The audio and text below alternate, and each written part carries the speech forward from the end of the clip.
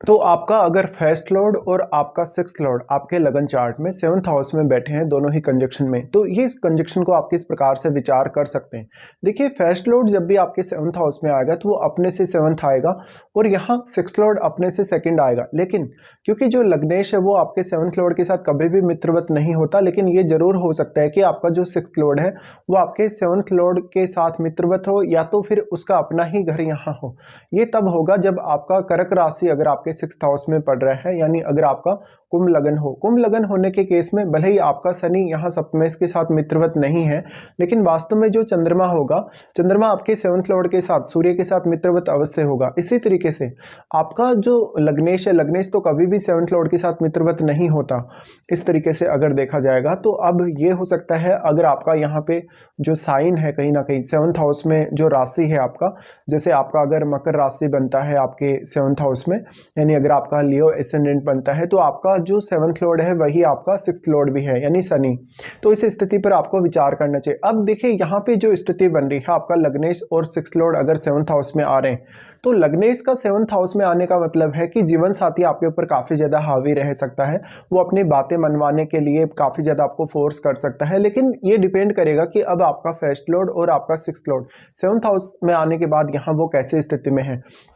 वास्तव में sixth Lord का सेवंथ हाउस में आना उतना अच्छा नहीं है। वो मैरिज होने के बाद काफ़ी ज़्यादा कॉन्फ्लिक्ट्स आपके रिश्ते में ला सकता है, काफ़ी ज़्यादा प्रतिस्पर्धा ला सकता है।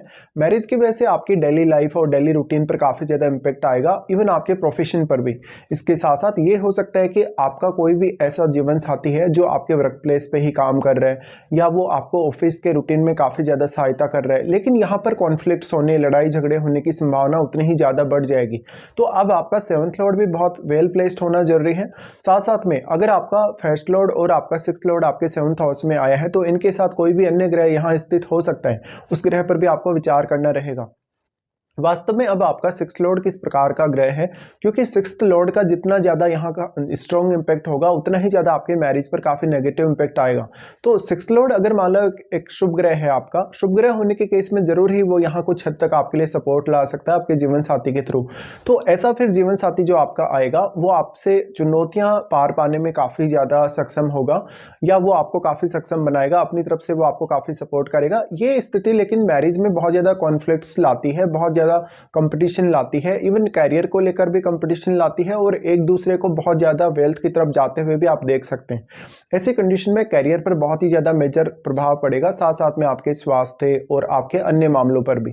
तो अब आप हो सकता है अपने जीवन साथी को उतना ज्यादा समय नहीं दे पा रहे। ऐसा जो जीवन साथी है आपका बिजनेस करने में बहुत ज्यादा सक्षम हो सकता है, वो आपको लाइफ में चुनौतियां पार पाने में काफी ज्यादा सक्षम बना सकता है, या वो इस मामले में आपको काफी हेल्प कर सकता है। बट अब ये सबसे ज्यादा डिपेंड करेगा कि आपका सिक्स्थ लॉर्ड किस प्रकार का प्लेनेट है। मान लो अगर आपका सिक्स्थ लॉर्ड एक क्रूर ग्रह है, ऐसे में मैरिज के डिस्टर्ब होने, आपका जीवन साथी के साथ बहुत ज्यादा मुकदमेबाजी वगैरह होने, केस वगैरह होने की संभावना बढ़ जाती है। बट अगर सिक्स्थ लॉर्ड आपका एक शुभ ग्रह हो, तभी यहाँ ज्यादा हद तक आपको सपोर्ट मिल सकता है। अब लेकिन सेवंथ लॉर्ड आपका किस प्रकार की स्थिति में चार्ट में बैठा है, और सेवंथ लॉर्ड आपका है तो वो किस अन्य भाव का भी आपके चार्ट में स्वामी है, उस भाव से आपको हमेशा सपोर्ट मिलेगा जीवन साथी के आने के बाद। लेकिन क्योंकि हम बात कर रहे हैं फर्स्ट लॉर्ड और सिक्स्थ लॉर्ड के कंजक्शन की, तो इस केस में अगर आपका लग्नेश भी एक क्रूर ग्रह है, अगर आपका सिक्स्थ लॉर्ड भी एक क्रूर ग्रह है, ऐसे केस में जरूर आप अपने जीवन साथी पर कुछ हद तक हावी हो सकेंगे। लेकिन इस स्थिति में आपका कोई भी अन्य ग्रह यहाँ जो बैठा रहेगा आपके सेवंथ हाउस में, वो स्ट्रांगली आपके रिश्ते को काफी ज्यादा ही प्रभावित करेगा।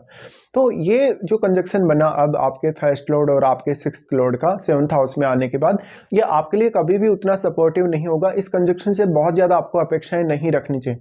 ऐसे में दोनों ही ग्रहों की प्लेसमेंट काफी मैटर करेगी कि दोनों ही ग्रहों की जो प्लेसमेंट है वो कैसी है, दोनों ग्रह यहाँ कितने ज्यादा कंफर्टेबली बैठे हैं।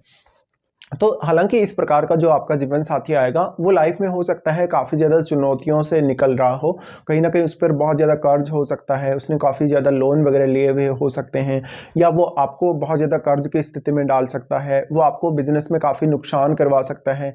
तो ऐसे में जीवन साथी के साथ जब भी आप पार्टनरशिप करने जाएं या उनके साथ मिलकर कोई भी काम करने जाएं, तो आपको बहुत ही ज़्यादा सावधानी रखनी होगी। इस प्रकार से आपके स्वास्थ्य पे गहरा इम्पैक्ट पड़ेगा, आपकी डेली लाइफ की प्लानिंग पे भी। तो आपकी डेली लाइफ काफ़ी डिस्टर्ब्ड हो सकती है। इस प्रकार से देखा जाए तो ये जीवन साथी अब हालांकि आपकी लाइफ में काफ़ी ज़्यादा कंपटीशन ला सकता है। ऐसे में आपको कोई भी हायर अपॉर्चुनिटी अगर आपकी लाइफ में मिलती है जहाँ पर आपको कोई बहुत हायर टारगेट मिलता है या ऐसा कोई टारगेट आप स्वयं लेके चल रहे हैं, ऐसे में जीवन साथी अगर आपका बहुत ज़्यादा एग्रेसिव हो तो आपको काफ़ी सपोर्ट कर सकता है। बट यहाँ मैरिज से कुछ खास एक्सपेक्टेशन आप मत रखिए, यानी मैरिज होने के बाद आपका जो मैरिटल लाइफ है वो काफ़ी डिस्टर्ब होने के चांसेस होंगे। इसके साथ साथ अब आपका सिक्स्थ लॉर्ड आपके चार्ट में किस अन्य भाव का स्वामी है वो आप जरूर देख लीजिएगा। तो सिक्स्थ लॉर्ड का यहाँ लग्नेश के साथ आना कहीं ना कहीं आपको भी काफ़ी ज़्यादा सक्षम बनाएगा चुनौतियों से पार पाने या मुश्किलों से नहीं घबराने के लिए। लेकिन इस प्रकार का जो जातक होगा समय के साथ साथ अपने अंदर काफ़ी मैच्योरिटी देखेगा। इवन थोड़े समय बाद अगर आपका मैरिज ऑलमोस्ट 4 या 5 वर्ष तक चल जाता है तो जीवन साथी का सपोर्ट आपको कैरियर में काफ़ी हद तक मिल सकता है। लेकिन यहाँ सप्तमेश पर भी बहुत कुछ डिपेंड करेगा।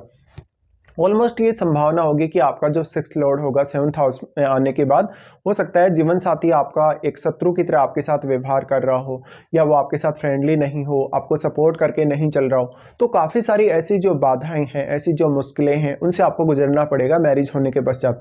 तो अब आप अपने जीवन साथी पे कम से कम डिपेंडेंसी रखेंगे तो आप ज़्यादा अच्छा कर पाएंगे। और जीवन साथी पे जितना ज़्यादा आपका डिपेंडेंसी बढ़ता जाएगा आपके आर्थिक मामलों में, करियर के मामलों में, डेली रूटीन या डेली लाइफ के मामलों में, उतना ही ज़्यादा यहाँ पे और ज़्यादा रिस्क डेवलप होती जाएगी आपके लिए। तो इस हिसाब से आपको ये कंजक्शन में विचार करना चाहिए जब भी आपका फर्स्ट लॉर्ड और आपका सिक्स्थ लॉर्ड आपके 7th हाउस में कंजक्शन में बैठे हों।